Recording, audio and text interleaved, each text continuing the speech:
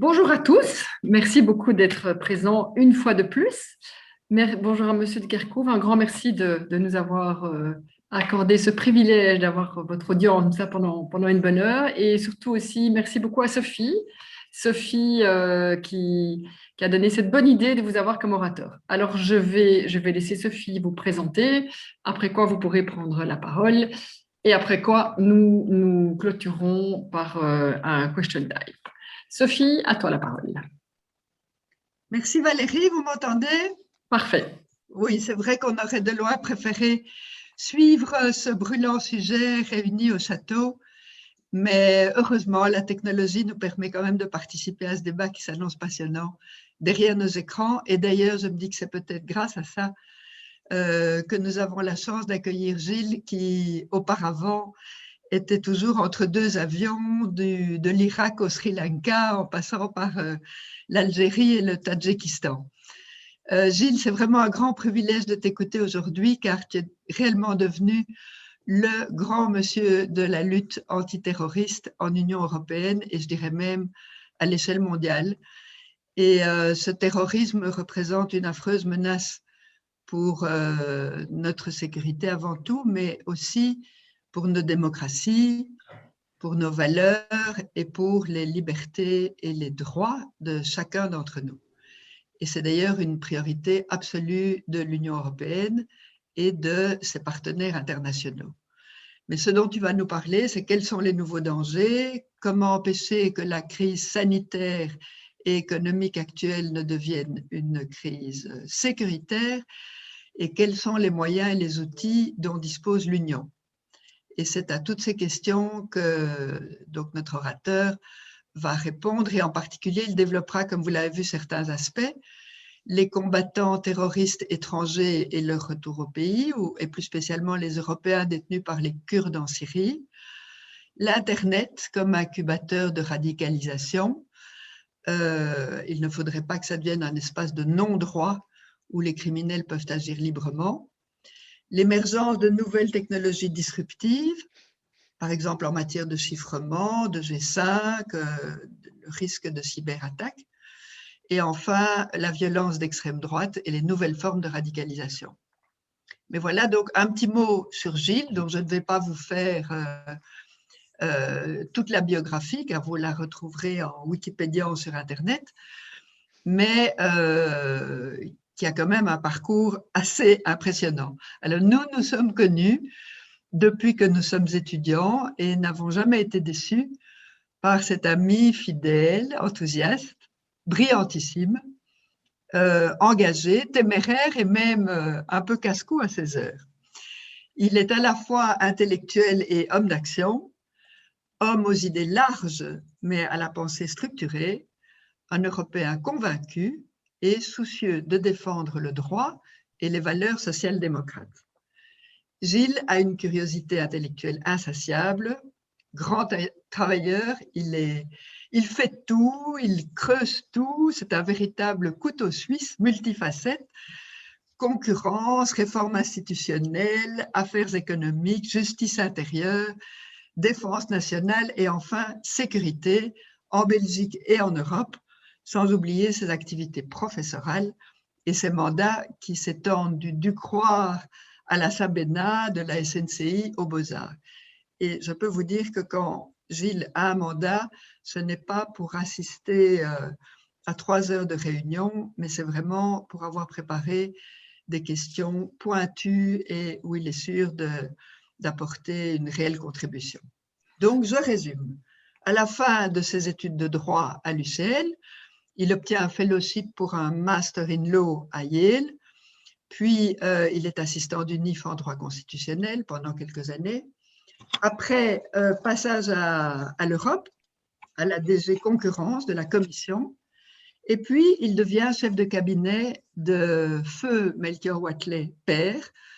Rappelez-vous, Melchior Wathelet, d'abord président de l'exécutif de la région Wallonne, puis vice-premier en charge de la justice et des affaires économiques, et enfin ministre de la Défense nationale. Alors en 1995, Gilles retourne à l'Europe et devient directeur au sein de la DG Justice et Affaires intérieures du secrétariat général, cette fois-ci du Conseil de l'Union européenne. Et en 99-2000, il est secrétaire adjoint de la convention qui a élaboré la charte des droits fondamentaux. Donc, vous le voyez, grand spécialiste du droit européen. Et depuis 2007, comme je vous le disais, il est nommé coordinateur antiterroriste de l'Union européenne. Et à ce titre, en gros, il coordonne les travaux de l'Union en ayant une vue générale de tous les instruments qui sont à sa disposition. Il suit de près la stratégie antiterroriste de l'Union et il veille à la meilleure communication possible entre l'Union européenne et les pays tiers. Et enfin, il est aujourd'hui professeur, comme il vous le disait, à l'UCL, à l'ULB, à Saint-Louis, et il a publié plusieurs livres et articles de droit européen. Alors Gilles, tu me racontais récemment que tu te préparais bientôt à devenir un grand-père épanoui, à voyager avec ta merveilleuse épouse que tu avais l'habitude de voir entre des piles de dossiers et que tu pourrais consacrer un peu de temps à tes enfants et tes petits-enfants que tu adores. Mais avant de te souhaiter une nouvelle vie trépidante, parce que je suis sûre qu'il y aura beaucoup plus que ce que tu me décrivais, je te passe volontiers la parole pour nous raconter ta vision, ta mission, ta passion sur ce grand sujet qui est comment l'Union européenne peut-elle relever les nouveaux défis en matière de lutte contre le terrorisme. Gilles, à toi la parole. Merci Sophie. Bonjour Valérie, bonjour à toutes. Merci de votre invitation. Je suis très heureux d'être là. Et je te remercie Sophie pour cette introduction qui est bien entendu très exagérée. Il y a un point que tu n'as pas mentionné, c'est que je vais avoir une petite fille, une 5e petite enfant dans les heures qui viennent. Et donc, je suis évidemment extrêmement excité parce que je viens d'une famille de mâles et j'ai une majorité de mâles chez mes petits-enfants. Donc, c'est un grand progrès. Et l'autre chose, c'est que tu as dit feu Melchiorreté. En fait, il n'est pas mort du tout. Il a été à la Cour de justice très longtemps. Et puis, à 70 ans, il a pris sa retraite, mais il continue à enseigner beaucoup parce que, et c'est un peu absurde, en Belgique, on ne peut plus enseigner au-delà de 70 ans, au-delà de 70 ans.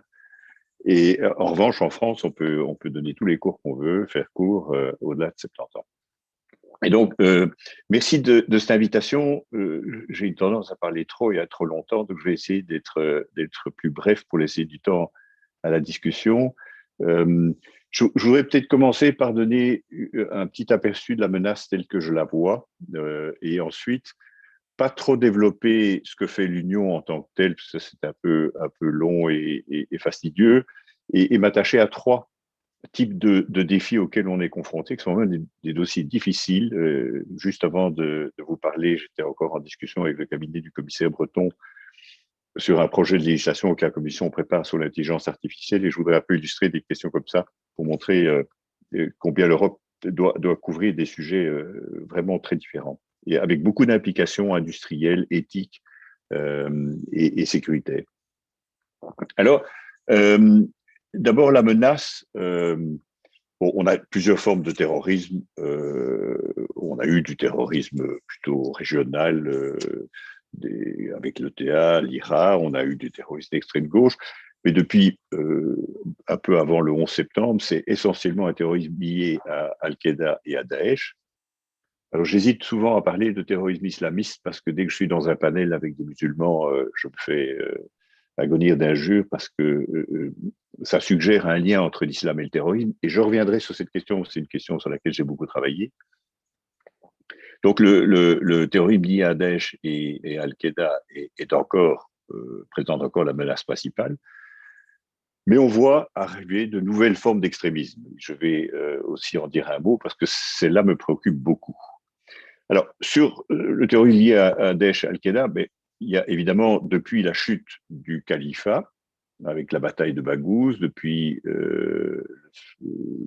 l'exécution, les militaires parlent de neutralisation de Baghdadi, Daesh n'est plus en situation de projeter, comme ils l'ont fait au Bataclan ou à Bruxelles, des équipes de tueurs pour attaquer en Europe Et donc, c'est essentiellement une menace endogène. Euh, et c'est essentiellement des gens qui sont sans lien avec l'organisation, qui n'ont pas été en Irak ou en Syrie et qui sont inspirés soit par Internet, soit en prison, soit parce qu'elles évoluent dans une sorte de microcosme salafiste, de microsystème salafiste, sont inspirés par cette idéologie mortifère.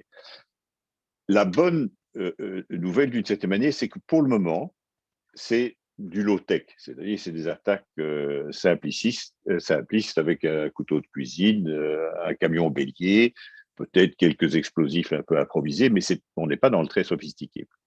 Mais ça pose néanmoins plusieurs problèmes. D'abord, c'est que le nombre de personnes qui se radicalisent est assez élevé. Si vous prenez simplement la France, dans leur fichier dédié, ils ont identifié quelque chose comme 21 000 personnes, rien qu'à l'échelle de la France, c'est quand même beaucoup. Il est impossible à un service de renseignement de suivre 21 000 personnes. Donc, il faut qu'il fasse une analyse très fine. D'abord, il faut les identifier.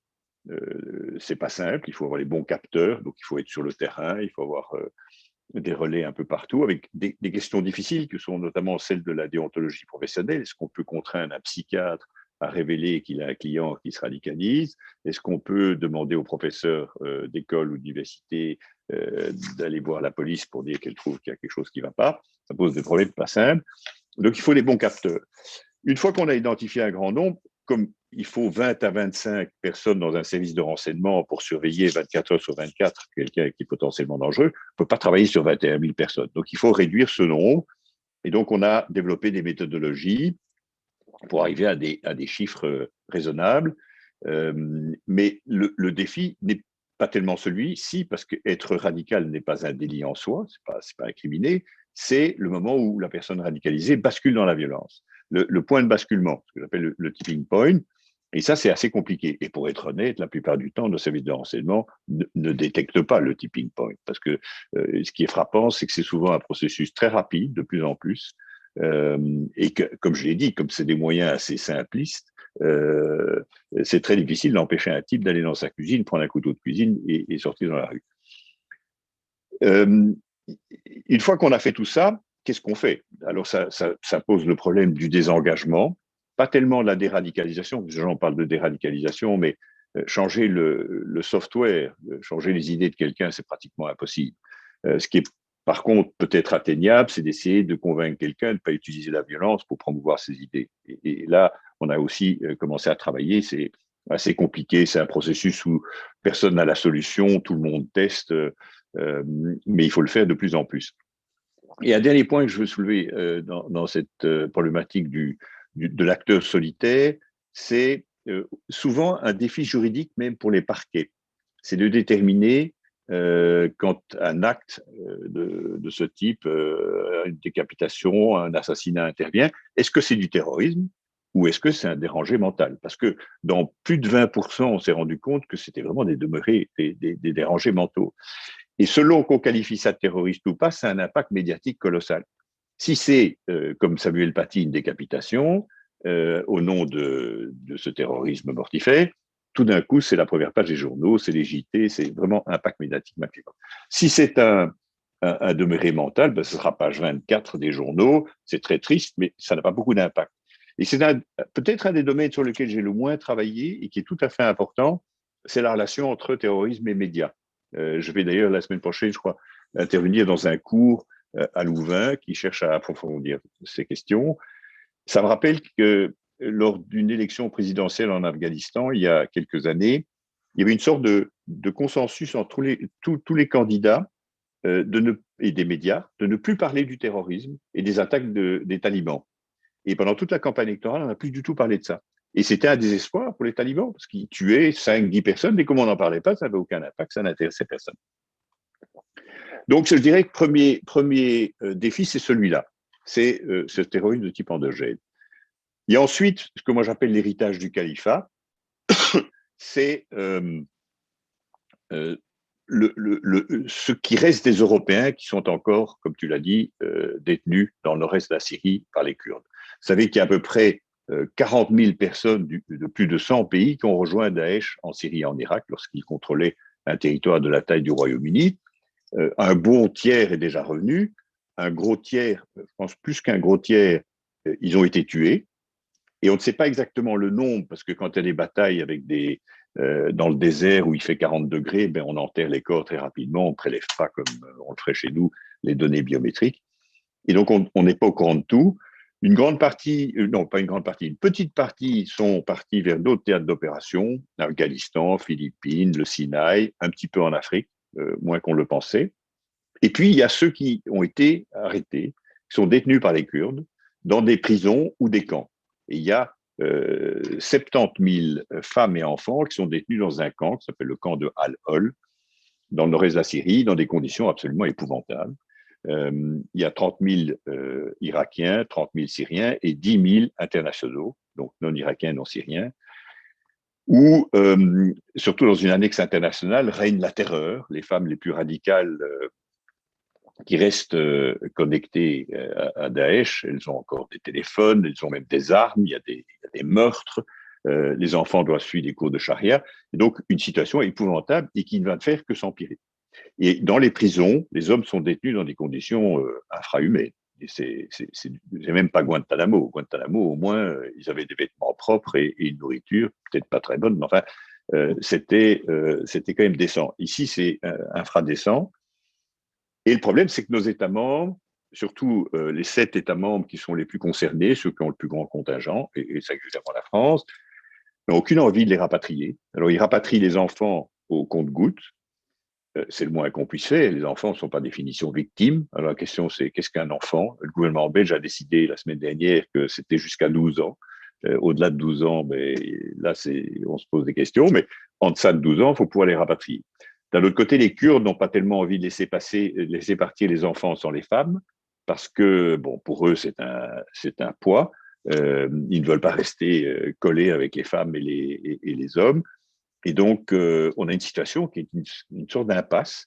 Alors moi, je me suis beaucoup mobilisé, je continue à me mobiliser beaucoup, essayer d'améliorer la condition des détenus, hommes, femmes, enfants, essayer de convaincre les États membres à aller plus vite dans le rapatriement des enfants.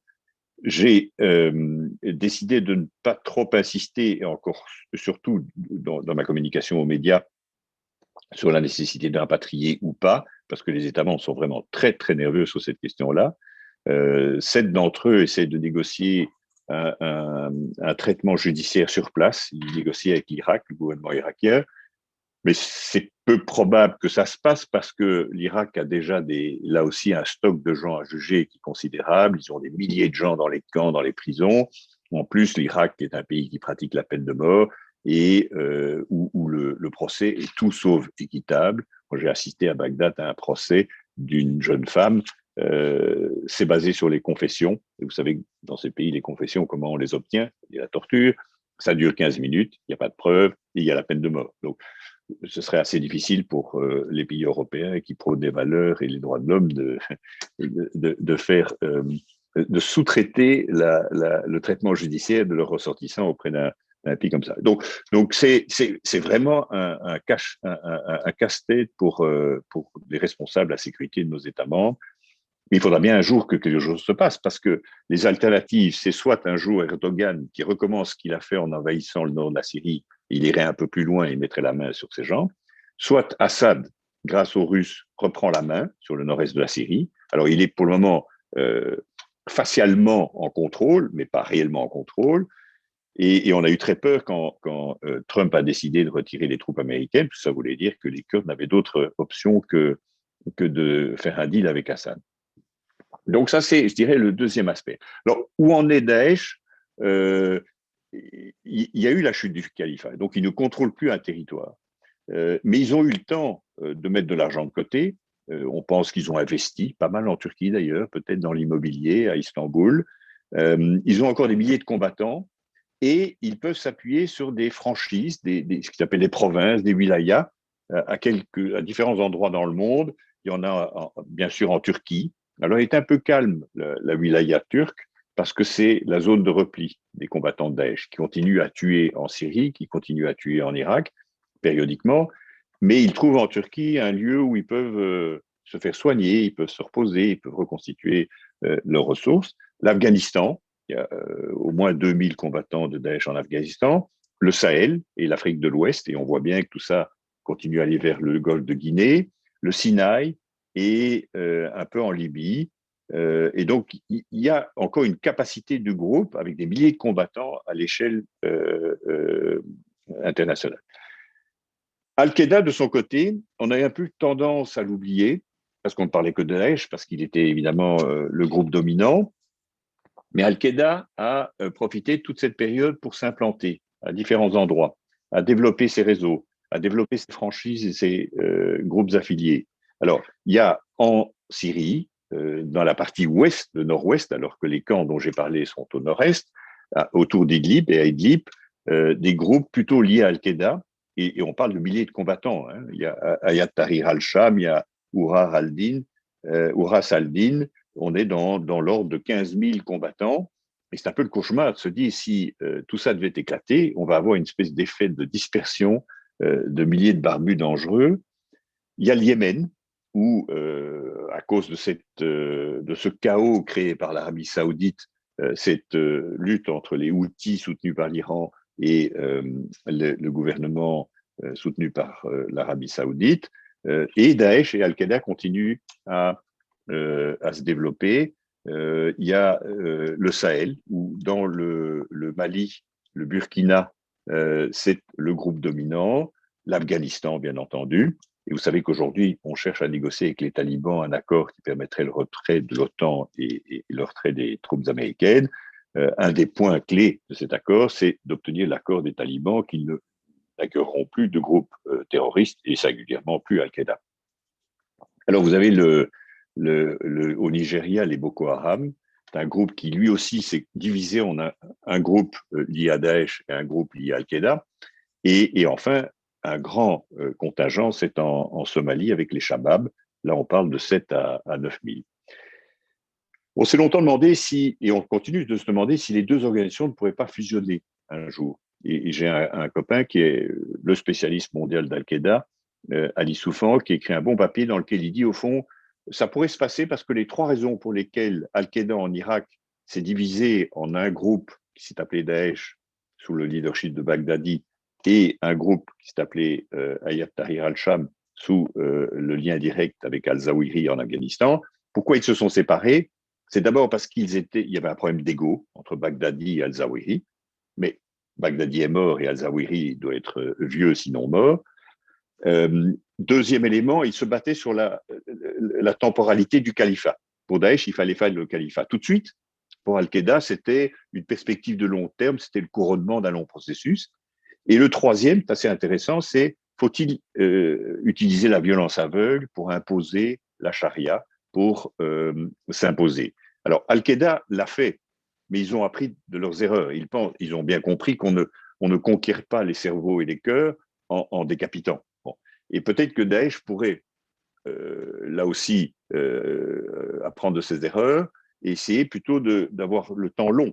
Et donc, si jamais devait émerger une sorte de figure charismatique, et à un moment donné, on s'est demandé si le fils de Oussama Ben Laden, Hamza Ben Laden, ne pouvait pas être ce leader charismatique qui invite les membres des deux organisations à se regrouper. On pourrait voir ces deux organisations se regrouper et qui leur donnerait évidemment un impact important. Alors, à côté de ça, de ce terrorisme lié à Daesh et Al-Qaïda, il y a d'autres groupes, je n'ai pas le temps de l'évoquer, on peut l'évoquer dans les questions si vous voulez. Il y a le PKK, kurde, hein, il y a le Hezbollah, il y a l'Iran, qui joue un rôle assez pernicieux. Mais ce qui est plus préoccupant, je trouve, c'est depuis quelques années la montée de l'extrême droite violente. Alors, on n'est pas confronté à un groupe comme Daesh structuré. Il n'y a pratiquement pas d'organisation. Il y a quelques petits groupes, mais c'est essentiellement une sorte d'idéologie extrêmement véhiculée par Internet qui unit des gens très différents. Et c'est un peu 50 nuances de gris. C'est qu'on a des gens très différents. On a le facho classique, on a le hooligan avec les oreilles percées et des gros tatous, on a des obsédés de l'immigration, on a des survivalistes, et tous ces gens sont d'une certaine manière unifiés par un concept qui leur est commun, qui a été développé par un intellectuel français qui s'appelle Renaud Camus, qui est cette idée du grand remplacement, qui est que l'homme blanc va disparaître. Il va disparaître parce qu'il va être remplacé par des migrants, essentiellement des musulmans, des arabes, voire des africains. Et on entend d'ailleurs de temps en temps à Bruxelles des gens, même des gens bien articulés, qui disent mais c'est catastrophique que ça va être dominé par les musulmans. Et ça, c'est quelque chose qui est en train de progresser, malheureusement. Et ce qui est très troublant, si vous regardez, et que vous comparez l'idéologie de Daesh et l'idéologie de l'extrême droite violente, il y a énormément de points communs, alors qu'ils sont aux deux opposés du spectre politique, si je puis dire. C'est une vision en noir et blanc du monde.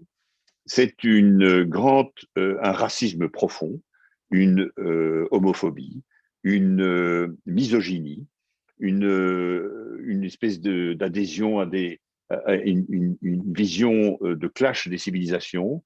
Et donc, c'est assez troublant. On a vu des gens passer à l'action et basculer dans la violence. Vous vous souvenez sans doute en Norvège, un bonhomme appelé Breivik qui s'est mis à tuer 192 jeunes étudiants sur une île, un camp de vacances du Parti socialiste, après avoir fait sauter 2 immeubles dans Oslo. Il y a eu un bonhomme en Nouvelle-Zélande qui est entré dans une mosquée, il s'est même filmé en train d'assassiner des croyants. Il y a eu en Allemagne un homme politique proche de Mme Merkel qui a été assassiné parce qu'il défendait la politique migratoire de Mme Merkel, Walter Lübcke. Il y a eu des attentats à Hanau, des attentats à Halle en Allemagne, et le ministre de l'Intérieur a dû dissoudre des unités de la police et on a dû dissoudre les forces spéciales de l'armée, parce que c'était vraiment infesté par l'extrême droite. Alors, quand ça vient de l'Allemagne, ça fait peur. Et donc, c'est pas généralisé en Europe, c'est plus dans les pays scandinaves, en Allemagne, au Royaume-Uni, et c'est très important aux États-Unis. Aux États-Unis, aujourd'hui, le directeur du FBI vous dira que bon, tout ce qui est lié à Daesh et Al-Qaïda, ça a été important, mais ce n'est plus une menace existentielle pour les États-Unis. Et pourtant, ils ont mis des paquets, hein, ils ont mis des milliards et des milliards et des milliards. Ils ont fait des opérations militaires complètement dingues en Irak et en Afghanistan. Aujourd'hui, c'est le suprémacisme blanc, espèce de développement du Ku Klux Klan, etc., qui est matiné d'un peu de désinformation de type QAnon. Je sais pas si vous avez entendu parler de QAnon. Et avec des groupes périphériques, il y a un groupe qui est hilarant, mais qui est très dangereux, qui s'appelle les incels. C'est Involuntary Celibate. Ce sont des célibataires en manque de femmes qui deviennent extrêmement violents. Et donc, il y a tout cet élément qui pourrait progresser dans les années à venir. À côté de ça, et je pense que dans le confinement, c'est quelque chose qui m'a frappé, il y a d'autres formes de radicalisation qui apparaissent. Et moi, j'en ai une que j'ai dénommée technophobie. C'est qu'on a vu pendant le confinement des gens se mettre le feu à des antennes 5G. Et je n'exclus pas que dans un futur pas trop lointain, il y a une série de gens qui s'estiment complètement marginalisés par le développement très rapide des nouvelles technologies. On va voir de plus en plus de robots, de plus en plus d'intelligence artificielle, de plus en plus de caméras partout, etc. Et donc un monde qui se transforme très vite et des gens qui sont un peu sur le bord de la route et qui pourraient devenir violents. Et si ceci s'agrège avec une autre catégorie de la population qui sont convaincus, les collapsologues, que le monde va s'effondrer, que le changement climatique, que tout ça amène à un grand chaos, et surtout à l'extrême gauche, vous pourriez avoir une sorte d'agrégation de ces différents mouvements qui pourraient conduire à certaines formes de violence. Alors, 3 petites réflexions avant de passer plutôt à ce que fait l'Union européenne. La première, c'est ce que j'appelle le Black Swan, le cygne noir. Je suis toujours fasciné quand je vois que en 2011, le président Obama a décidé de retirer les troupes américaines d'Irak. Il faut dire qu'ils avaient perdu énormément de soldats, ils avaient causé un dommage considérable à l'Irak. Mais le président Obama retire ses troupes en 2011 parce qu'à l'époque, ses services de renseignement lui disent que Al-Qaïda en Irak est détruit. Et que donc c'est terminé, comme vous vous souvenez sans doute que les Américains ont envahi l'Irak à prétexte que Saddam Hussein avait des armes de destruction massive et c'était un peu lié au 11 septembre. Bien, comme il n'y a plus de terrorisme, il faut partir. 3 ans après, en 2014, un petit bonhomme appelé Baghdadi proclame le califat dans une mosquée à Mossoul, que j'ai été voir, qui est détruite. On a vu d'ailleurs le pape François exactement au même endroit, elle est toujours détruite, ce qui prouve qu'on ne reconstruit pas vite Mossoul. Et donc, en 3 ans, s'est développée la plus grande organisation terroriste de l'histoire de l'humanité, qui a, comme j'ai dit, attiré 40 000 combattants de plus de 100 pays et qui couvrait un territoire de la taille du Royaume-Uni et qui avait des ressources considérables, en centaines de millions. Comment est-il possible qu'un pays comme les États-Unis, qui a 16 agences de renseignement, qui dépensent des milliards dans le renseignement, n'a pas vu venir ce signe noir? Ce qui m'amène à dire qu'on n'est pas très bon dans l'anticipation, que donc il faut investir beaucoup plus dans les scénarios, dans la prospective, dans l'anticipation, parce que le signe noir peut aller très vite dans une autre direction et survenir sans qu'on y prenne garde. Deuxième réflexion, les technologies disruptives. Alors, je vais le développer tout à l'heure un peu plus, mais j'ai dit en commençant que la bonne nouvelle, c'était que les radicalisés d'aujourd'hui qui passent à la violence utilisent du low-tech, hein, le couteau de cuisine. Bon. Moi, je ne crois pas que ça va durer. Et il n'est pas impossible qu'avant 5 ans, on ait justement des formes d'attaque sur le cyber, du cyberterrorisme. Aujourd'hui, on ne considère pas qu'il est possible d'avoir du cyberterrorisme. Vous pouvez avoir des informations d'État, hein, la Russie le fait, la Turquie le fait, j'en parlerai. Vous pouvez avoir du piratage, des ransomware, etc. Donc, vous pouvez avoir des tas de criminalités sur Internet, mais on n'a pas encore utilisé l'Internet pour faire dérailler des trains, se faire heurter des avions, pour ouvrir des barrages, mais ça pourrait un jour se passer. Par ailleurs, et je le développerai dans un instant, on a maintenant une sorte de démocratisation des technologies disruptives. C'est beaucoup plus facile d'accès. Et il ne serait pas impossible qu'un gars avec un PhD, dans moins de 5 ans, puisse élaborer un petit Ebola dans ce qu'on appelle un cloud lab et utiliser un drone pour le répandre sur un stade de foot, par exemple. Bon. Donc, on n'est plus dans le low-tech, on est dans le super high-tech, mais des attaques avec des conséquences catastrophiques. Ma deuxième réflexion. Ma troisième réflexion, on me dit souvent, ça fait maintenant 13, pratiquement 14 ans que je suis dans ces fonctions-là, est-ce qu'on est en train de gagner? Are we winning? D'une certaine manière, en termes de menaces, non. Au lendemain du 11 septembre, Al-Qaïda, avec Oussama Ben Laden, c'était quoi? Quelques centaines de barbus, d'ailleurs avec un niveau d'éducation plutôt assez élevé. Ce n'était pas les damnés de la Terre.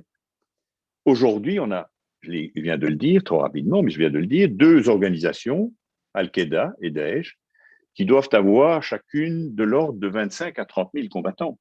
Donc, on a 50 000 barbus, on en avait quelques centaines.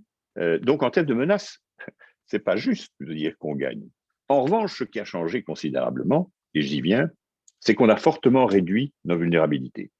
On a énormément travaillé à réduire nos vulnérabilités. Et donc, si on faisait une sorte d'équation un peu simpliste et qu'on disait le risque, c'est un mélange, c'est une équation à 2 inconnus avec la menace et les vulnérabilités. La menace a c'est sans doute complexifié, un peu augmenté, mais nos vulnérabilités ont fortement diminué et donc au fond le risque n'est pas nécessairement plus important. Donc voilà ce que je voulais dire dans mon premier point, c'était un peu l'état de la menace tel que je la vois. Sur le deuxième point, sur la réponse de l'Union européenne, là, on n'a pas franchement le temps, ça nous amènerait très loin, mais je voudrais simplement dire, il y a 5-6 ans, en dépit du traité de Lisbonne, qui a beaucoup changé le cadre institutionnel dans lequel l'Union peut développer ses politiques en matière de sécurité, et donc c'est un grand progrès, l'approche de la Commission européenne, un peu son discours était de dire, au fond, nous sommes des petits joueurs, nous sommes des petits acteurs. L'Europe est là pour soutenir les États membres qui sont les premiers responsables de la sécurité intérieure et qui sont les seuls responsables de la sécurité nationale. Et donc, on essaye d'adopter des législations, on met de l'argent en soutien, on crée des agences de coopération, mais on n'est pas tellement à la manœuvre. Depuis Charlie Hebdo, il y a quand même eu un changement parce que les États l'ont souhaité, un changement parce que les citoyens l'ont souhaité. Quand on regarde l'Eurobaromètre, qui est un peu le sondage qui permet de comprendre les attentes des Européens par rapport à l'Union européenne, quand on dit où voulez-vous voir plus d'Europe, on voit que ces dernières années, la sécurité est parmi les sujets mis au sommet, parfois avant l'emploi. Et peut-être aujourd'hui, on mettrait la crise sanitaire, les pandémies. Et donc, je pense que le système à Bruxelles a compris qu'il était temps, non pas de jouer à l'humble violette, mais de s'impliquer beaucoup plus. Et effectivement, depuis les attentats contre Charlie Hebdo, après le Bataclan, il y a un changement un peu d'état d'esprit au sein des institutions européennes et singulièrement la Commission, qui s'est traduit par un concept que j'aime assez bien, que le président Juncker, donc l'ancien président de la Commission, a lancé, qui est l'Union pour la sécurité. Alors, je ne dis pas que le contenu est encore extrêmement défini, mais c'est quelque chose qui a un énorme potentiel. On parle d'union monétaire, là on a une monnaie unique. Dans l'Union pour la sécurité, c'est une indication de tendance et on cherche à décliner ce concept à travers un certain nombre de politiques. Alors, comme j'ai dit, je ne vais pas entrer dans le détail, mais après Charlie Hebdo, les chefs d'État et de gouvernement, c'est le Conseil européen qui est le patron, qui définit les grands axes de ce que l'Europe doit faire, a demandé aux différentes formations du Conseil de faire plus dans 3 directions. Plus dans la répression, plus dans la prévention et plus à l'égard des pays tiers. Alors, dans la répression, c'est le plus facile. C'est le plus facile à penser. Quand on pense criminalité, on pense répression, c'est simple à penser. Mais ça veut dire beaucoup de choses. Ça veut dire fluidifier le partage d'informations entre les polices. Ça veut dire faciliter le travail des magistrats. Ça veut dire lutter contre le financement du terrorisme et le blanchiment, protéger les infrastructures critiques, notamment dans le domaine cyber. Ça veut dire protéger aussi les grands espaces publics, les espaces de grands rassemblements, les malls, la promenade des Anglais à Nice, le marché de Noël à Berlin. C'est réduire l'accès aux armes à feu. On s'est heurté au lobby des chasseurs, c'était une négociation qui était difficile. L'accès aux ingrédients qui permettent de confectionner une bombe, notamment les engrais, où il y a beaucoup de nitrate d'ammoniac. Travailler à renforcer les agences. On a plusieurs agences européennes. Vous avez peut-être entendu parler d'Europol, d'Eurojust, dans le domaine judiciaire, de Frontex, qui est une grande agence qui s'occupe du contrôle des frontières extérieures. Travaille beaucoup au contrôle aux frontières extérieures. J'ai beaucoup poussé, il y a quelques années, à ce qu'on contrôle systématiquement les citoyens européens lorsqu'ils quittent l'espace Schengen et réentrent dans l'espace Schengen. Auparavant, vous vous souvenez peut-être, on était contrôlé de manière tout à fait aléatoire. Alors que les Américains, chaque fois qu'ils rentrent aux États-Unis, on vérifie leur passeport dans les bases de données et voir s'ils font l'objet d'un mandat d'arrêt ou s'ils sont recherchés d'une manière ou d'une autre. Donc, on a beaucoup travaillé à toutes ces questions-là. La prévention, je vais en dire un mot, donc je ne la développe pas. Et le troisième axe, c'est la volonté de s'engager beaucoup plus avec notre voisinage immédiat.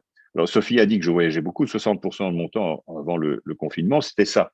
C'est il y a du problème de terrorisme un peu partout dans le monde, des Philippines à l'Afghanistan, mais on a essayé de mettre le paquet sur tous nos voisins, du Maroc à la Turquie, en ce compris les Balkans occidentaux, parce que vous avez là aussi quelques sujets de préoccupation.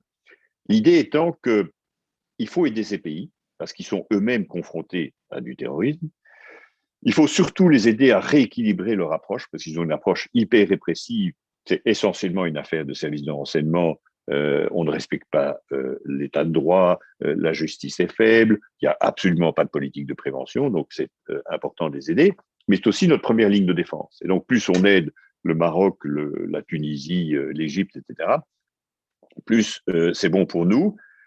Mais c'est difficile parce que ces pays ont des degrés de développement différents et certains sont dans une gouvernance catastrophique, c'est le cas du Liban, ou bien ne respectent pas les droits de l'homme, c'est le cas de l'Égypte. Alors évidemment, allez parler au chef des services de renseignement de l'Égypte, vous ne pouvez pas lui livrer des logiciels de détection sur Internet, parce que sinon il va l'utiliser contre l'opposition. Et donc, c'est assez compliqué. Mais on a développé ces partenariats. Je crois qu'on a maintenant un volant de 500 millions d'euros, c'est quand même pas rien, de soutien à ces pays, avec un transfert d'expertise important. Alors, j'en viens plutôt aux 3 défis que je voulais développer avant de passer une partie de questions-réponses. Le premier défi, quand il y a des attentats terroristes, et Dieu sait que j'ai donné des dizaines, voire des centaines d'interviews, c'est toujours la même question que je reçois, c'est est-ce que les services de renseignement, est-ce que les services de police partagent assez d'informations? Donc c'est un peu pavlovien, c'est la question du partage. Et donc ça, c'est le premier point que je voudrais aborder. Le deuxième, c'est quelques défis en matière de prévention. Et le troisième, c'est justement cette question des technologies disruptives. Alors, premier défi, ça répond un peu à la première recommandation de la commission qui avait été mise sur pied aux États-Unis après le 11 septembre. Vous vous souvenez que le problème principal, peut-être qu'on aurait pu empêcher le 11 septembre d'advenir si la CIA et le FBI avaient partagé les informations dont elles disposaient. Mais il y avait à l'époque, pour des raisons anciennes, une sorte de muraille de Chine qui faisait que le renseignement, donc la CIA, ne pouvait pas partager ces informations avec le FBI, c'est-à-dire la police. Et donc, une des premières recommandations de la commission 9/11, ça a été et c'était l'expression, we need to connect the dots. Nous avons des dots, nous avons des morceaux du puzzle, mais comme tout ça n'est pas mis ensemble, on n'a pas la vision de l'ensemble. Et d'ailleurs, mon copain Ali Soufan, dont j'ai parlé tout à l'heure, était l'enquêteur en chef du FBI, et il a réalisé, il y a un film qui a été tourné sur son affaire, c'est un film passionnant qui s'appelle The Looming Tower, il a réalisé que si la CIA lui avait donné même la moitié de ce qu'elle avait, il était certain de pouvoir empêcher les attentats du 11 septembre. Et donc, c'est vrai que pendant tout un temps, et je me suis beaucoup disputé avec les amis de renseignement, on ne partageait pas assez de données à l'échelle européenne. Du reste, pour beaucoup d'États membres, on ne partageait pas en interne entre police et renseignement. Mais ce n'est plus du tout le sujet. On a fait dans ce domaine des efforts considérables. On a mis une pression considérable. J'ai eu beaucoup de tensions avec les amis de renseignement. Maintenant, les choses vont beaucoup mieux. On partage vraiment beaucoup. Au point qu'on travaille, peut-être on partage trop. Je vais y venir. Je dirais qu'il faut plutôt créer un environnement qui s'appuie sur 3 piliers. Le premier pilier, c'est il faut d'abord collecter les données, et c'est en soi, vous allez voir, compliqué. Il faut les partager, et on ne peut partager que ce qu'on a collecté. Et puis ensuite, il faut analyser toutes ces données. Et comme je l'ai suggéré il y a un instant, nos services de renseignement et de police sont maintenant confrontés à une sorte de tsunami de données. On a tellement de données que le challenge, c'est de donner du sens à ces tétrabytes de data que l'on collecte. Et pour ces 3 piliers, il y a des problèmes difficiles et nous sommes toujours en train d'essayer de les résoudre. Alors, pour la collecte, tout d'abord, il y a 3 défis. Le premier défi, c'est la digitalisation. C'est qu'aujourd'hui, tout est digital dans un monde où l'Europe n'a pas tellement la souveraineté technologique, où l'essentiel est aux mains des Américains et de plus en plus des Chinois. Et donc, par exemple, un juge qui veut avoir une preuve n'aura la plupart du temps accès qu'à une preuve digitale, mais cette preuve digitale, elle peut être stockée en Irlande, en Islande, dans un data center ou dans la Silicon Valley, et ça peut bouger. Et donc, comment faites-vous pour accéder à cette donnée? Auparavant, vous aviez accès à vos données parce qu'elles étaient localisées. Deuxième défi, là aussi, je suis enregistré, donc je suis prudent sur ma formulation, mais on a développé à Bruxelles ce que j'appelle une nouvelle religion, qui est la protection des données. Non pas que je sois contre le respect de la vie privée et la protection des données, c'est hyper important. Comme Sophie l'a rappelé, j'ai passé 1 an de ma vie à rédiger la Charte des droits fondamentaux, et donc les articles 7 et 8 de la Charte qui font de la protection des données à caractère personnel et la protection de la vie privée des droits fondamentaux des citoyens européens, mais on doit rester raisonnable. Et la question, c'est le bon équilibre entre sécurité et protection des données. Mais à Bruxelles, c'est devenu une sorte de lobby tellement puissant que tant le Parlement européen que la Cour de justice, mais aussi la Commission, sont hyper vigilants et hyper protecteurs. Tout ça vient en grande partie de M. Snowden. Vous vous souvenez de Snowden qui a révélé, avec Wikileaks, un certain nombre de choses et qui a montré qu'aux États-Unis, on était allé trop loin, que les grandes boîtes de la Silicon Valley avaient des backdoors, c'est-à-dire qu'ils travaillaient avec la NSA, et que donc toutes nos datas étaient pompées par les services secrets américains. Et donc, je pense qu'à un moment donné, la Cour de justice s'est dit, il faut vraiment mettre une balise, il faut stopper cette dérive, sinon l'Europe va rassembler aux États-Unis où on va avoir une espèce de Big Brother qui va vouloir tout savoir sur tout le monde.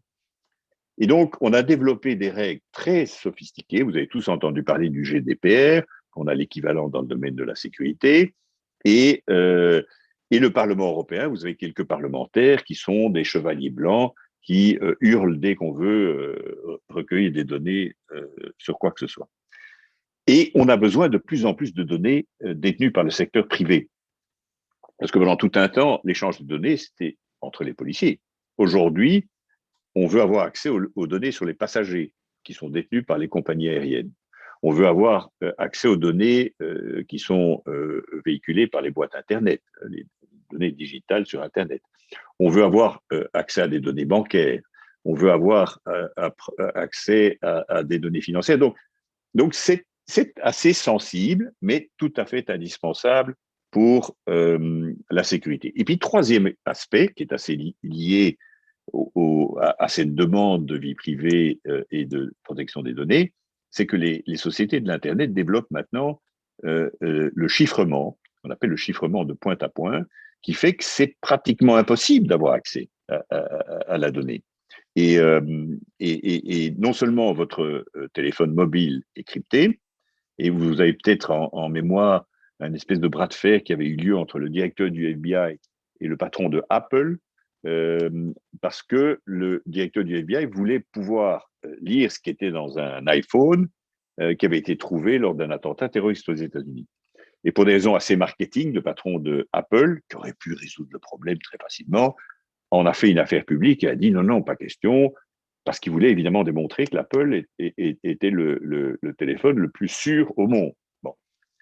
Et donc, on a non seulement votre téléphone mobile qui est chiffré, mais de plus en plus, Facebook et d'autres développent des systèmes très sophistiqués de chiffrement sur Internet, au point qu'il devient de plus en plus impossible d'identifier qui est derrière une adresse IP, qui a mis des photos pédopornographiques sur Internet. Et donc, ça devient de plus en plus difficile pour les services de renseignement et les services de police, simplement de faire le job qu'ils faisaient avant dans un monde qui était moins digital. Et à cela s'ajoute, comme je l'ai dit, une jurisprudence de la Cour de justice qui est extrêmement restrictive, notamment sur la conservation des métadonnées. Après des attentats à Londres en 2005, j'ai beaucoup négocié, enfin la présidence à l'époque, mais j'étais dans la négociation, une législation qui permet aux États d'imposer aux opérateurs de téléphonie et aux fournisseurs d'accès de conserver les métadonnées de toutes les communications qu'ils assurent sur leur plateforme. C'est pas le contenu d'un email, c'est qui envoie un email à qui, à quelle date, où est-ce que vous êtes géolocalisé. Mais ces informations sont extrêmement importantes parce que ça permet de faire progresser une enquête, de savoir que Sophie m'a téléphoné juste avant cette petite conférence, que nous nous connaissons, que Sophie connaît X, Y, Z, et donc on peut faire des arborescences et progresser dans les enquêtes. Mais si vous n'avez plus accès au contenu, parce qu'il est chiffré, mais vous n'avez pas non plus accès aux métadonnées, comme disent les Américains, you go dark. Vous êtes dans le noir le plus complet. Est-ce que c'est ça qu'on veut en termes de sécurité? C'est une vraie question. Donc ça, c'est pour le premier pilier, la collecte. Le deuxième pilier, le partage, je ne le développe pas parce que je vous ai dit qu'on a fait d'énormes progrès et on continue d'y travailler, on a créé des tas de bases de données. Et le troisième pilier, c'est l'analyse. C'est que, vu ce tsunami de data qu'on partage, on doit améliorer la formation des analystes. On a créé, c'était une suggestion que j'avais faite, qui a été reprise par le président Macron, un collège européen du renseignement pour former les analystes. On développe des systèmes de big data qui sont assez puissants. La question, c'est jusqu'où veut-on aller? Par exemple, Facebook est capable, en utilisant l'intelligence artificielle, de déterminer les utilisateurs qui sont sur le point de commettre un suicide. C'est absolument fascinant, simplement en analysant les messages, parce que le ton des messages change, et en regardant les photos que quelqu'un met sur Instagram, parce que les photos deviennent plus grises ou plus noires, je ne sais pas comment ils font, et donc c'est absolument fascinant. Et on pourrait très bien, j'ai parlé des capteurs tout à l'heure, développer, mais alors ça supposerait des accords particuliers avec ces boîtes, qui permettraient de détecter les changements de comportement. Si tous les jours, vous avez des rituels, vous commencez à travailler à la même heure, vous allez voir les mêmes sites Internet, etc., tout d'un coup, le Big Data Analytics vous permet de détecter que la personne ne se lève plus à la même heure, qu'elle va vers d'autres sites, et donc vous avez un capteur qui vous permet d'intervenir. Donc, mon premier défi, j'essaie d'accélérer, c'est cette affaire de l'information. Le deuxième défi, c'est la prévention. Là, le temps étant ce qu'il est, je ne pourrais aborder que deux aspects. Je devrais parler des prisons, je devrais parler des politiques positives, notamment en matière de culture, de sport, d'emploi. Je voulais parler de l'Internet et je voulais parler d'idéologie. Alors, l'Internet, tout d'abord, c'est une formidable invention. On ne pourrait plus vivre sans Internet. C'est un accès au savoir gratuit, fantastique. Mais c'est aussi un booster de radicalisation colossale. Et Internet véhicule des contenus de différents types. Vous avez des contenus purement terroristes. Ça, c'était les vidéos sur YouTube de décapitation. Là, on est dans du terrorisme pur. Vous avez un paquet de contenus de haine, de racisme, d'antisémitisme fétide. Et puis, de plus en plus, comme on l'a vu, c'était QAnon, c'est ce qui a conduit l'assaut contre le Capitole à Washington, la désinformation. Quand on regarde un peu le contenu de ce que QAnon essaye de développer, qui a une espèce d'élite mondiale dirigée par Soros avec Hillary Clinton, de pédophiles qui dirigent le monde, on est dans le délire absolu. Le problème, c'est que, on l'a vu notamment dans le Covid, il y a de plus en plus de convergence entre ces différents types de contenus. Et il y a par exemple quelque chose fascinant qui s'est passé lorsque le président Macron a fait son discours des Mureaux et qu'il a déposé son projet de loi sur ce qu'il appelait le séparatisme, il ne s'appelait plus le projet de loi sur le séparatisme, concernant l'islam. La volonté du président français, c'est de couper les relations entre l'islam de France et ce qu'on appelle l'islam des ambassades ou l'islam consulaire, c'est-à-dire les pays d'origine de l'immigration, de sorte que ce ne soit plus le Maroc, l'Algérie, la Tunisie ou la Turquie qui s'occupent d'animer le culte musulman en France, et d'essayer de faire émerger une capacité française, comme d'ailleurs, je vais le dire dans un instant, on essaie de le faire en Belgique, de sorte qu'on soit moins dépendant de l'étranger et encore moins dépendant du Golfe. Bon. Mais il faut savoir qu'en France, pour prendre que la Turquie, c'est 150 imams qui sont des fonctionnaires turcs payés par l'État turc, qui dépendent directement de la présidence d'Erdogan, c'est un ministère qui s'appelle la Diyanet, qui opère en France. Et c'est un problème non pas tellement de contenu, parce que l'islam turc est relativement modéré, c'est plutôt une question géopolitique. Dans quelle mesure veut-on que la communauté turque française, qui est appelée à s'intégrer, soit encore très liée à son pays d'origine. Et on sait que, par exemple, au moment des élections, Erdogan est très actif. Il vient faire campagne en Europe. Pourquoi? Parce que c'est là qu'il fait ses meilleurs scores. Vous savez qu'en Belgique, c'est là où Erdogan a fait son meilleur score électoral. Et c'est très utile quand il doit modifier la Constitution ou être réélu comme président. Et donc, quand il a vu que le président Macron voulait mettre un terme à la Diyanet en France, il y a eu une campagne de désinformation sur les médias sociaux, laissant accréditer, poussant l'idée que la France était fortement islamophobe. Et donc, si vous voulez, si vous avez une conjonction de contenu qui incite au terrorisme, de contenu de haine et de désinformation, vous avez là quelque chose d'extrêmement préoccupant. Alors, qu'est-ce qu'on a essayé de faire? On a, pendant tout un temps, développé un dialogue avec les grandes sociétés, Google, Facebook, YouTube, Twitter, mais on était assez déçus. C'est qu'on a trouvé qu'il ne faisait pas assez et qu'à un moment donné, on s'est dit il faut apporter une réponse réglementaire, essayer de prévoir des règles très précises avec des sanctions importantes. Et on a adopté, enfin on est sur le point d'adopter dans les jours à venir, un règlement qui permet d'obliger les sociétés de l'Internet à retirer un contenu terroriste dans l'heure, mais uniquement les contenus terroristes.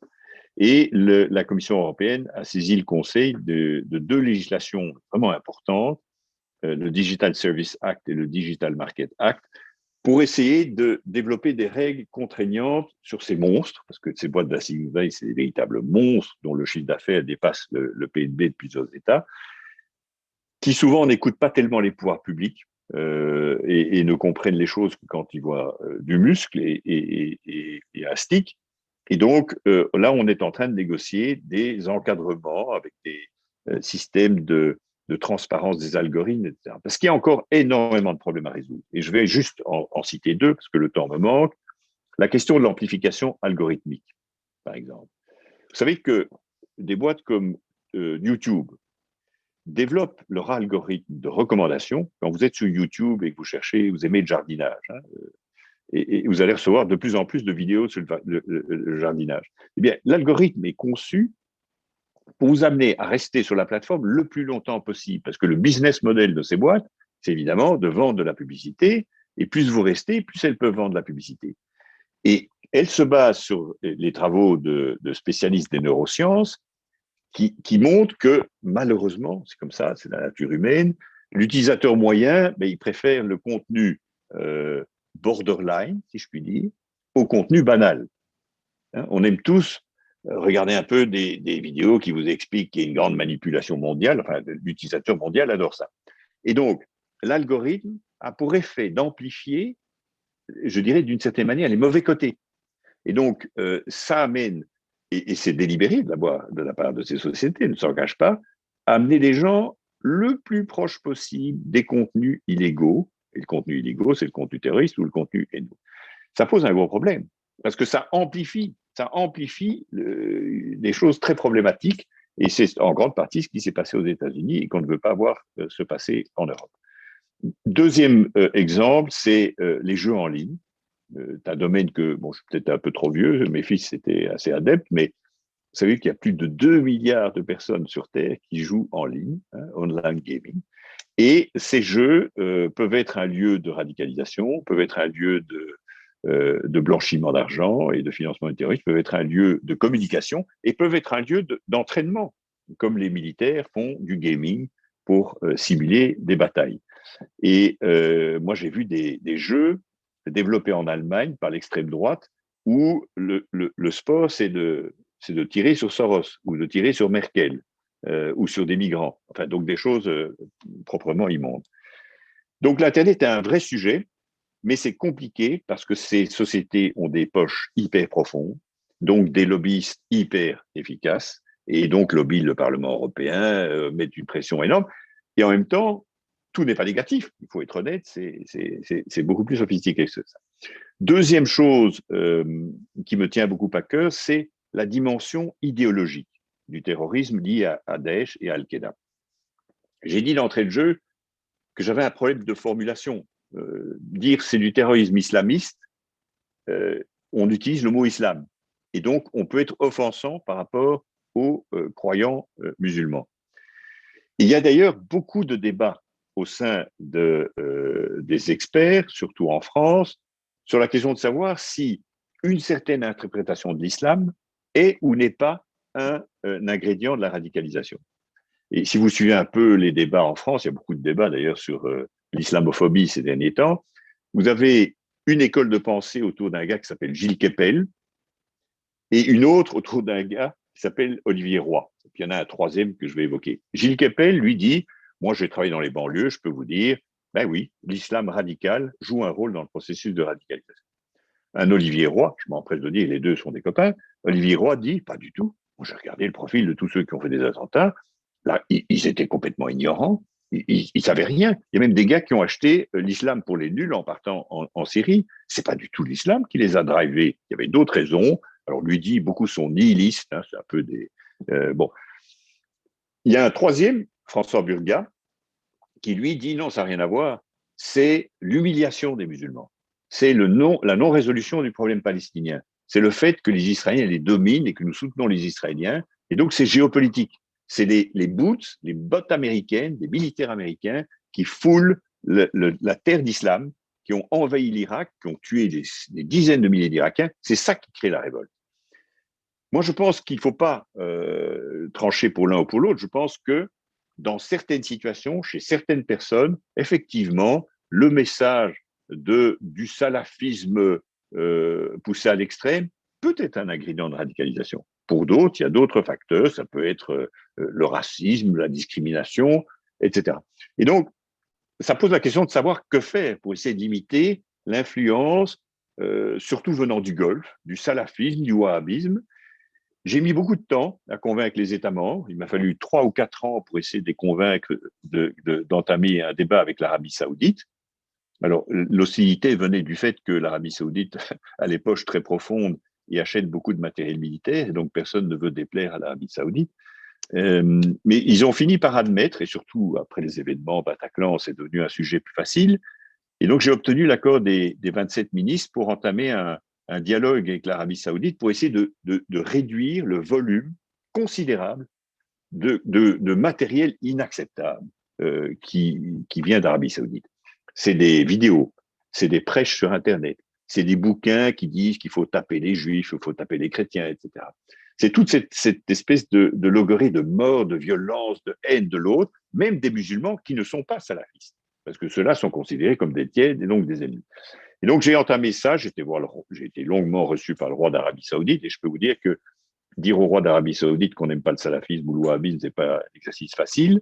Et donc j'ai entamé ça, et donc on est en train de discuter de ça sur la base de preuves assez fortes, aussi des flux de financement, éviter qu'il y ait de l'argent qui vienne d'Arabie saoudite pour financer des mosquées, pour donner des bourses pour aller à Médine, pour payer des imams qui promeuvent ou propagent une interprétation de l'islam qui n'est pas conforme à nos valeurs. Bon. Et ça, c'est sous l'aspect externe. Sous l'aspect interne, c'est encore plus compliqué, c'est d'essayer de voir comment on peut créer les conditions pour une plus grande diversité dans l'interprétation de l'islam. Parce que, historiquement, le salafisme a toujours été une école très minoritaire dans l'islam. Et l'islam est une religion qui a fait de multiples écoles d'interprétation. Il y avait les soufis, il y avait les malikites, il y a beaucoup d'écoles, mais tout ça a été complètement éliminé parce que pendant 30 ans ou 40 ans, depuis la révolution iranienne, lorsque l'Arabie saoudite a eu très peur que l'Iran prenne le leadership du monde musulman, ils ont commencé à déverser des pétrodollars par centaines de millions pour promouvoir le salafisme à l'échelle mondiale, avec tous les effets, non seulement sur possiblement la radicalisation, mais aussi sur l'intégration. Parce que si vous avez des groupes dans une société qui se mettent en marge et vivent de manière très différente parce qu'on ne peut pas côtoyer les chrétiens, parce que les femmes doivent être voilées, parce qu'il faut des horaires spécifiques dans les piscines, parce qu'il faut une nourriture spécifique dans les cantines, ça crée du ressentiment, ça crée de la tension, donc c'est un problème d'intégration dans nos sociétés, et ça peut nourrir l'extrême droite. Et donc c'est à la fois un problème de terrorisme, c'est un problème je dirais, d'intégration, de cohésion dans nos sociétés, c'est un problème d'ordre public. Et donc il me paraît très important de le faire. Mais la difficulté, c'est que ce n'est pas le job des pouvoirs publics d'aller dire comment interpréter une religion. Ce n'est pas le job. D'ailleurs, la plupart de nos constitutions créent une division très stricte entre l'État et les religions, toutes les religions. Et donc, essayer d'encourager ce que j'appellerais un islam des Lumières, une nouvelle génération de musulmans qui veulent non pas dépendre de leur pays d'origine, encore moins des pétrodollars, mais essayer de développer une sorte d'islam endogène. Et puis mon dernier point, parce que je vois que ça va très vite, mon troisième défi, c'est ce que je disais, ces technologies disruptives. J'ai été très frappé au cours des dernières années de voir que la communauté de la sécurité intérieure, en soi les services de renseignement et de police, pas l'armée, était très en retard dans la compréhension de ces développements technologiques considérables. Et quand je parle de technologies disruptives, je parle d'intelligence artificielle, de chaînes de blocs, de nouveaux matériaux, de drones, de biotechnologie de synthèse, de nanotechnologie. C'est des développements absolument foudroyants. Et ça présente à la fois des risques, et des risques nouveaux, j'en ai parlé il y a un instant. Ça donne des potentiels extraordinaires aussi pour être plus performants, mais aussi ça a pour effet de transformer la manière dont nous travaillons. Alors, sur les risques, si je prends simplement l'intelligence artificielle, eh bien, à la fois ça amplifie des risques existants, c'est beaucoup plus facile de faire des attaques cyber en utilisant l'intelligence artificielle. Ça permet de créer de nouveaux risques. Vous savez qu'avec l'intelligence artificielle, on peut faire du faux, des fausses voix, des faux visages, des fausses vidéos, avec des conséquences redoutables. Et comme je l'ai dit tout à l'heure, la convergence de ces nouvelles technologies est problématique. Si vous mettez un drone, une géolocalisation de type Galileo, un virus qui était développé dans un cloud lab sur un stade de foot, là, on est dans du vraiment très sérieux. Et puis, il y a toutes les opportunités. Là aussi, je n'ai pas le temps de le développer, mais l'exemple que j'ai pris tout à l'heure de Facebook qui arrive à déterminer quelqu'un qui est sur le point de commettre un suicide, la reconnaissance faciale, c'est un grand débat que nous avons aujourd'hui. Et j'avais juste avant cette vidéo une discussion avec le cabinet du commissaire Breton, parce que la Commission prépare une législation pour développer l'intelligence artificielle en Europe dans le respect des valeurs européennes. Parce que tout le monde a vu les dérives chinoises, où vous avez des caméras qui filment tout le monde et chacun est doté d'un crédit social. Et si vous vous comportez mal, eh bien, on va diminuer votre crédit social avec comme conséquence, vous ne pourrez plus voyager, vous ne pourrez plus aller dans le train, etc. Et donc, il est important de développer une intelligence artificielle qui soit conforme à nos valeurs, mais en même temps de permettre d'utiliser l'intelligence artificielle. Seriez-vous prêt, ça m'intéresserait d'avoir votre avis, à ce qu'on puisse, à travers des caméras, ce qu'on appelle des CCTV, un peu placées à différents endroits, dans des foules, identifier des personnes qui font l'objet d'un mandat d'arrêt européen? Ou estimez-vous que votre vie privée est telle qu'on doit s'interdire d'utiliser des instruments comme ça? C'est une vraie question et c'est une question dont on va devoir débattre le Parlement européen. Et puis le troisième fait, c'est l'effet transformatif. On ne rendra plus la justice demain comme on la rendra aujourd'hui. Il est possible qu'on puisse confier à l'intelligence artificielle la résolution de pas mal de contentieux. Par exemple, le calcul d'une pension alimentaire, franchement, on n'a pas besoin d'un juge. Alors, il faudra toujours un être humain à la fin du processus, mais un système qui permet d'intégrer 100 000 décisions de pension alimentaire, ça vous donnera la meilleure décision possible. Et donc, ça nous amène à repenser un certain nombre de fonctions, la justice, le renseignement, la police, le contrôle des frontières extérieures. Et je termine par là, ces questions de technologie disruptive sont importantes parce que ça va très vite. C'est développé beaucoup dans la Silicon Valley, l'Europe a pris beaucoup de retard, souvent dans un relatif silence. Et tout d'un coup, il y a une information selon laquelle Elon Musk a développé une petite boîte qui permet d'insérer une chips dans votre cerveau qui va vous permettre de dialoguer avec l'ordinateur. Et donc, il faut que l'Europe se réveille, et je pense que la commission von der Leyen a pris ce sujet à bras-le-corps, investisse ces sujets parce que ça va très vite, et l'Europe a vraiment perdu pied d'une certaine manière. Ce qui est problématique dans mon domaine, parce que dans mon domaine, qu'il s'agisse de la défense ou de la sécurité, on doit assurer une autonomie stratégique à l'Union européenne. On ne peut pas dépendre d'un logiciel chinois, et c'est la raison pour laquelle on est devenu de plus en plus prudent à l'égard des Chinois, notamment pour la 5G, c'est qu'on n'a pas envie d'être pieds et poings liés et d'utiliser des technologies d'État totalitaire. Et donc, c'est un sujet sur lequel je travaille beaucoup, où il y a encore beaucoup à faire en termes de potentiel, en termes d'évaluation des risques et en termes de développement technologique. Voilà, j'ai simplement voulu évoquer 3 sujets pour montrer que ce sont des sujets à la fois très contemporains, compliqués, la collecte et le partage et l'analyse d'informations, la prévention de la radicalisation et l'émergence des technologies disruptives, mais il y en a encore beaucoup d'autres et je suis évidemment à votre disposition pour en aborder d'autres dans le Q&A. Merci beaucoup, c'était extrêmement intéressant, très complet, bien structuré. Donc vraiment, personnellement, j'ai appris beaucoup de choses et je pense que les membres ont également beaucoup apprécié. J'ai d'ailleurs quelques commentaires de remerciements dans le chat. Alors, comme d'habitude, ceux qui souhaitent poser une question peuvent le faire via le chat et je les rassemble. Ou alors, si quelqu'un souhaite vraiment poser une question verbalement, eh bien, qui demande de pouvoir la poser également via le chat et je lui donnerai la parole. Alors moi, je vais quand même vous poser une question qui me taraude depuis un petit temps, en attendant que les autres arrivent. Est-ce que vous ne craignez pas que cette période, que je vais appeler dormante, durant laquelle nos États se concentrent essentiellement, voire exclusivement sur la crise du Covid, est-ce que vous ne craignez pas que cette période soit propice à la résurgence du terrorisme dans les États occidentaux?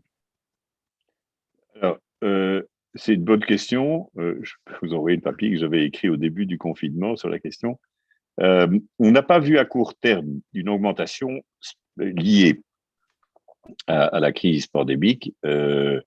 Ni en Europe ni dans le monde, là où le terrorisme a progressé, c'était la continuation d'une tendance lourde. Et donc, mais il y a évidemment tous les ingrédients d'un problème, à la fois parce que les gens passent beaucoup plus de temps sur Internet. D'ailleurs, fascinant, quand on voit sur les 100% d'un flux Internet, euh, il doit y avoir 30% de porno, 30% de jeux en ligne. Non, non, c'est fascinant. Et peut-être 30% et 10% de sérieux. Et puis, bon. Et donc, il y a une opportunité fantastique pour la désinformation, diffuser les idées les plus dingues. Et on le voit d'ailleurs sur la crise pandémique elle-même, hein, sur l'usage des masques, etc., et remettre en question la légitimité des gouvernements. Donc, il y a l'Internet et des gens qui passent beaucoup plus de temps qu'avant à s'abreuver d'informations sur Internet. Il y a la solitude, l'isolement, et pour beaucoup de gens, des problèmes psychologiques en croissance, donc des gens plus vulnérables, plus susceptibles d'être radicalisés. Il y a une contrainte sur les budgets qui fait que les budgets pour la sécurité ne seront pas en croissance. Donc, il faudra, et puisqu'on les met sur la santé, on ne peut pas les mettre partout. Alors, et chez nous, et particulièrement dans les pays fragiles. Et dans les pays fragiles, et alors la police, pendant tout un temps, s'est plus occupée de vérifier la conformité aux règles de confinement qu'à d'autres sujets. La bonne nouvelle ce matin, j'ai entendu qu'il y avait une opération colossale à Anvers sur la drogue, et que, je ne sais pas, 250 policiers avec une opération coup de poing, ça me paraît excellent. Donc, je dirais qu'il y a les ingrédients, mais on n'a pas encore vu l'impact direct de la crise chez nous. Mais cette affaire plutôt de radicalisation sur Internet me paraît le plus préoccupant. D'accord. Ok, alors j'ai une autre question. Vous avez parlé de la montée des mouvements d'extrême droite, hein, auxquels on assiste depuis quelques années. Est-ce qu'il ne serait pas la conséquence de politiques migratoires trop favorables aux musulmans islamistes? Quel est votre avis sur la question? Alors, honnêtement, je pense qu'il faut mettre les choses en perspective. Bon, là, à cet égard, depuis la crise sanitaire, la migration s'est littéralement effondrée. Hein, les gens ne bougent plus. Donc, il n'y a pas d'envahissement de l'Europe depuis un an. Ça, c'est pas vrai. Les demandes d'asile se sont effondrées. Deux, l'Europe doit rester une terre d'asile. Sinon, on est des grands salauds. Je veux dire, il y a des gens qui souffrent de persécution. Il faut les protéger. D'abord, c'est une obligation juridique, puis c'est une obligation morale. Donc, l'Europe doit rester ouverte. Ce qu'on doit certainement faire, c'est améliorer la performance de notre réponse collective par rapport à l'immigration illégale, sans doute avoir une politique, moi je ne suis pas du tout expert de ces questions, je ne suis pas en charge de l'immigration, mais une politique beaucoup plus souple pour la migration légale, économique, ce qui permettrait d'un peu faire baisser la pression. Mais ça reste difficile parce qu'on est très divisé. Vous voyez bien combien des pays comme la Hongrie, la Pologne, enfin, l'Est de l'Europe s'est montré extrêmement peu solidaire des autres et que les règles qui régissent le traitement notamment des demandes d'asile sont complètement dépassées. Un système qui s'appelle le système de Dublin, qui fait que c'est le pays de première entrée qui est responsable du traitement des demandes d'asile. Alors vous imaginez, ça veut dire que c'est les Grecs, les Italiens et les Espagnols qui font le boulot pour tout le monde, ça ne va pas. Bon. Mais on n'arrive pas à remplacer ce système. Maintenant, en étant totalement non correct, politiquement incorrect, peut-être qu'il y aurait moins de tensions si le million de réfugiés syriens avait été chrétien. C'est la question qu'on doit se poser. Si ça avait été 1 million de chrétiens, est-ce que tout le monde aurait ouvert sa porte en disant oh, vous êtes persécutés par ce salopard d'Assad et on va vous aider? C'est la question qu'il faut se poser. Qu'est-ce qu'on répond à ça? Si on répond, ça aurait été différent. alors ça pose la question de l'islam que j'ai posée tout à l'heure et la nécessité de développer un islam européen. Il n'y a pas de raison pour laquelle l'islam a plus une propension à être une religion intolérante, mais ce qu'il faut, c'est encourager plus de diversité. Moi, j'ai été voir le grand imam de la grande mosquée de l'université Al-Azhar, son PhD à la Sorbonne. Euh, il fait ce qu'il peut, mais sa maison est quand même très investie par les salafistes. Parce qu'il y a eu, pendant, je l'ai dit, 30 à 40 ans, une machine de guerre saoudienne, qatari, koweïti, pour promouvoir une interprétation que moi je n'accepte pas, qui n'est pas conforme à nos valeurs et qui transforme les sociétés. J'ai beaucoup été dans le Sahel. Quand vous discutez avec les responsables sahéliens, ils disent qu'ils ne reconnaissent pas leur population. Elle a totalement changé. Pourquoi? Mais parce que comme l'État avait déserté, eh bien, c'est des fonds du Qatar, c'est des fonds d'Arabie Saoudite qui sont venus pour construire des dispensaires, des mosquées, etc. La condition, c'est évidemment d'adhérer à cette version très conservatrice, très moyenâgeuse de l'islam. Et donc, ça, je pense, est le cœur du problème. D'où l'importance dans nos sociétés d'encourager c'est un peu difficile, je dois le reconnaître. Quand j'étais chef de cabinet d'un ministre de la Justice, il y a plus de 30 ans, j'ai passé des nuits entières à essayer de réformer l'islam de Belgique. À l'époque, je ne pensais pas terrorisme, je ne savais pas du tout que j'allais exercer ces fonctions un jour. Je pensais intégration. Je me disais, voilà, des gens qui, chez nous, veulent s'intégrer, il faut les aider. On avait découvert quelque chose d'idiot, mais ça illustre bien mon propos. Il y avait une banque marocaine qui offrait le rapatriement des corps, une fois le décès survenu, des Marocains vers la mère patrie, au Maroc, de sorte qu'ils puissent être enterrés selon les rites musulmans. Parce que nos cimetières ne comportaient pas ce qu'on appelle des carrés musulmans, parce qu'un musulman doit être enterré d'une certaine manière. Donc les personnes qui y croient fortement. Eh bien, il y avait un rush sur cette banque. Mais vous comprenez bien que quelqu'un qui sait que son corps, après son décès, retourne au pays d'origine, ne va pas avoir la disponibilité mentale d'intégration, la même que s'il sait que la Belgique est son point final.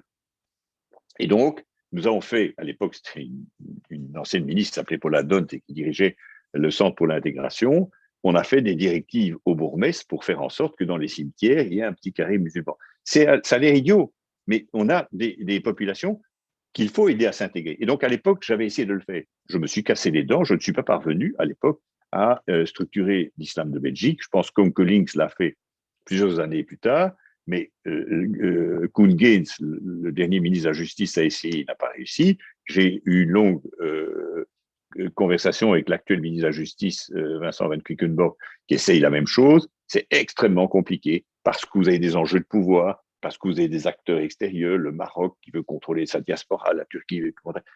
Et donc, c'est un vrai problème d'intégration. Donc, je ne sais pas si je réponds à vos questions. Je pense qu'il faut rester généreux, il faut rester accueillant pour les demandeurs d'asile, il faut être strict sur la migration illégale parce que, comme disait Rocard, on ne peut pas accueillir toute la misère du monde, sinon on va tous sombrer.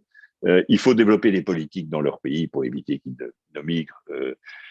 Mais je pense qu'on n'est qu'au début de ce phénomène, parce qu'avec le changement climatique, on va avoir des déplacements de population colossaux.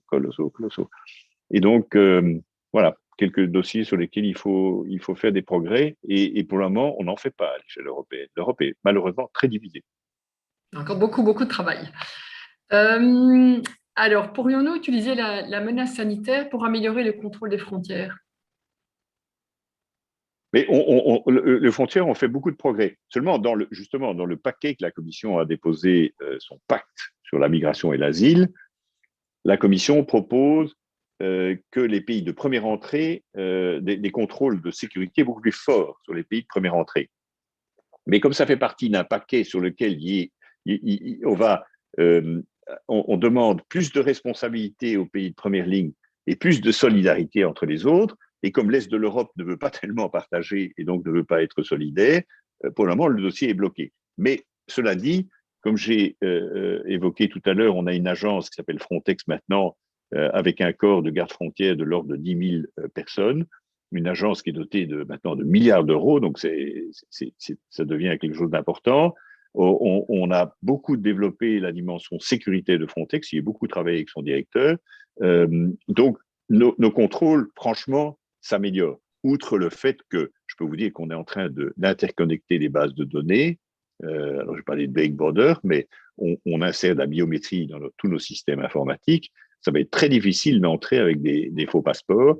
On va repérer les gens dès qu'ils mettront à pied, parce que on a même maintenant un système comme les Américains qu'on est en train de monter. Vous savez, le système ESTA qui vous oblige à demander une autorisation électronique aux États-Unis si vous pouvez y entrer sans visa. Ben, on est en train de faire la même chose. Ça s'appellera le système ETIAS. Donc, avant de commander votre billet d'avion, vous devrez demander l'autorisation électronique à Frontex, qui, avec Europol et services de renseignement des États membres et des systèmes d'intelligence artificielle, va repérer les gens dangereux.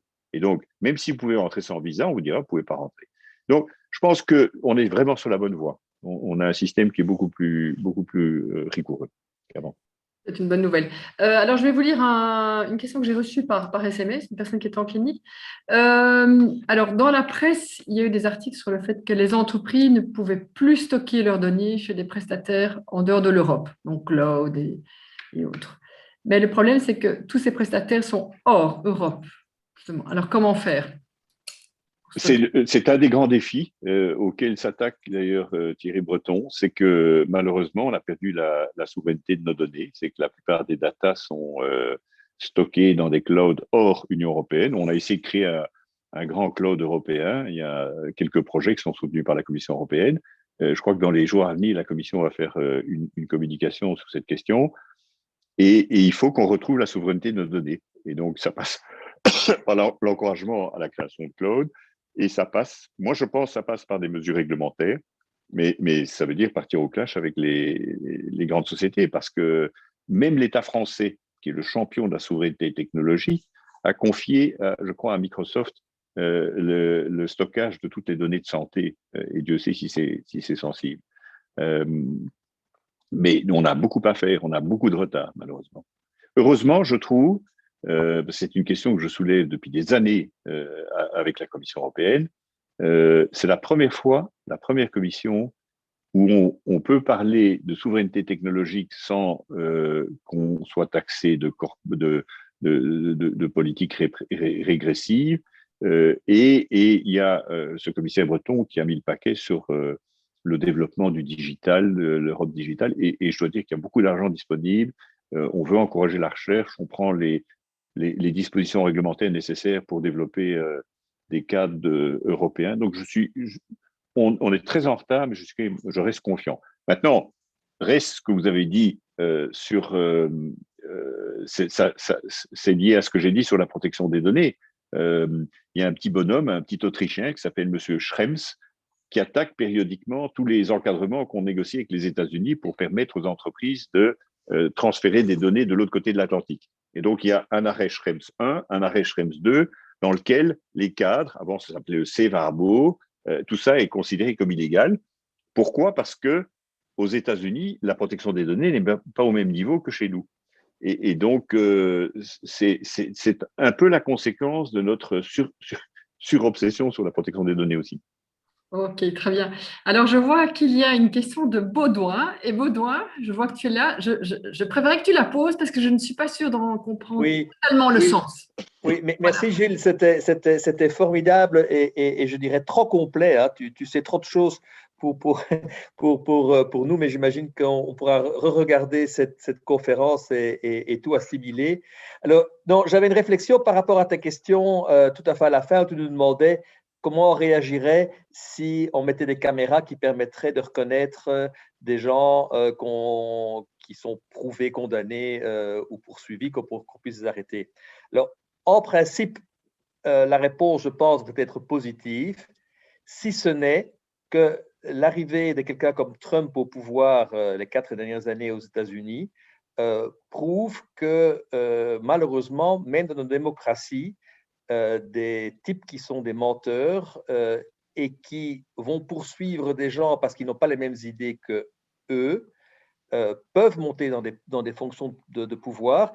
Et en France, tu te souviendras certainement qu'il y a quelques années, il y a une bande dessinée qui s'appelait La Présidente, et qui avait imaginé Le Pen présidente de France, eh bien, si je me souviens bien, cette BD termine un peu sur ce que tu dis, c'est-à-dire la police française se met à arrêter des gens qui ne devraient pas l'être, mais qui sont par exemple des immigrés qui n'ont pas les papiers, même s'ils sont bien intégrés. Et donc, malheureusement, je crains que le risque est trop grand, même dans nos démocraties, quand on voit les Orban au pouvoir, par exemple. Mais, bonjour Baudouin. Tu as raison de dire ce que tu as dit parce que aujourd'hui, j'ai parlé tout à l'heure de l'accès aux preuves digitales, par exemple. On a un projet de législation en négociation avec le Parlement européen qui est tout à fait indispensable parce que le juge d'instruction qui veut avoir accès à un email, aujourd'hui, il doit envoyer une commission rogatoire aux États-Unis. Pour avoir accès à la Silicon Valley, ça prend 1 an. Et en plus, dans le cas des situations absurdes, la Constitution américaine exige ce qu'on appelle probable cause. Il faut prouver que tu sais ce qu'il y a dans l'email. Parce que là-bas, c'est très important, c'est le 4e amendement. Chez nous, la police, quand elle veut avoir accès à l'email, c'est pour faire avancer son enquête et ne sait pas nécessairement ce qu'il y a dedans. Et donc, tout ça se heurte à des lenteurs, des difficultés juridiques, même si le crime a eu lieu en Europe et l'email était envoyé entre 2 Européens qui vivent en Belgique. Mais il se fait que la data, elle est stockée aux États-Unis. Donc, le seul lien avec les États-Unis, c'est digital et c'est dû à la supériorité technologique des Américains. Donc nous, on est vraiment dans une situation absurde. Donc, on a un projet de législation qui dit, maintenant, la police belge pourra s'adresser au représentant légal de Google en Belgique, et quel que soit l'endroit où est la data, on s'en fiche, ça c'est un problème technologique, on doit pouvoir y avoir accès très vite. Bon. C'est assez simple, mais c'est une révolution. Et moi j'ai écrit un op-ed dans 30 journaux européens avec 40 plus hauts magistrats européens pour dire il nous faut cette législation maintenant. Eh bien, au Parlement, ça passe pas parce que les gens disent exactement ce que tu dis. Oui, mais donc, M. Orban va pouvoir avoir accès aux emails de ses opposants qui sont réfugiés en France. Enfin, pas réfugiés, mais enfin, ils vivent en France. Et donc, ça va pas. Et donc, il faudra de nouveau rétablir des tas de contrôles avec des doubles checks, etc. C'est un vrai problème. Et dans pas mal de domaines que j'ai poussés depuis 25 ans, sur la reconnaissance mutuelle, le mandat d'arrêt, on est en train de freiner parce qu'il y a des États qui sont soumis à ce qu'on appelle la procédure de l'article 7, parce qu'ils posent un problème lié à l'état de droit et au respect des libertés publiques. C'est le cas de la Pologne et de la Hongrie. Et ça, c'est un vrai sujet. C'est un vrai sujet de préoccupation.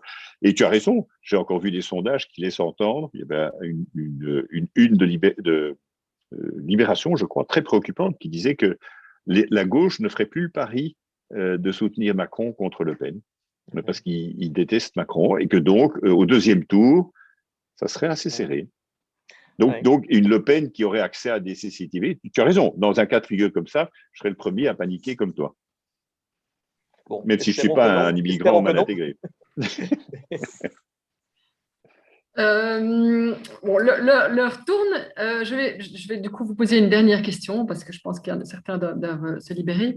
Que pensez-vous de l'idée de reconsidérer la double nationalité avec les pays hors Union européenne, se basant sur le principe que l'on peut servir 2 pays? Moi, je suis assez libéral là-dessus. Moi, je trouve que avoir plusieurs nationalités, c'est pas mal. Tout comme on doit pouvoir admettre, Tarben Genoun et d'autres disent, d'avoir de multiples identités. Je crois que c'est réducteur de dire je suis uniquement ceci ou uniquement ça. Il faut respecter la loi. Moi, j'aimerais bien avoir plein d'identités et plein de nationalités. En quoi ça gêne? Oui, donc, je ne sais pas. Et c'était comme le retrait de la nationalité aux terroristes. Je ne me suis pas beaucoup exprimé parce que c'est hyper sensible, il y a des États qui le font, etc. Mais imaginez un Marocain belge, mais qui a toujours vécu en Belgique, on lui retire la nationalité belge, il est venu très jeune du Maroc, il n'a plus aucun lien avec le Maroc, il devient quoi? Il retourne au Maroc, il ne parle peut-être même pas l'arabe.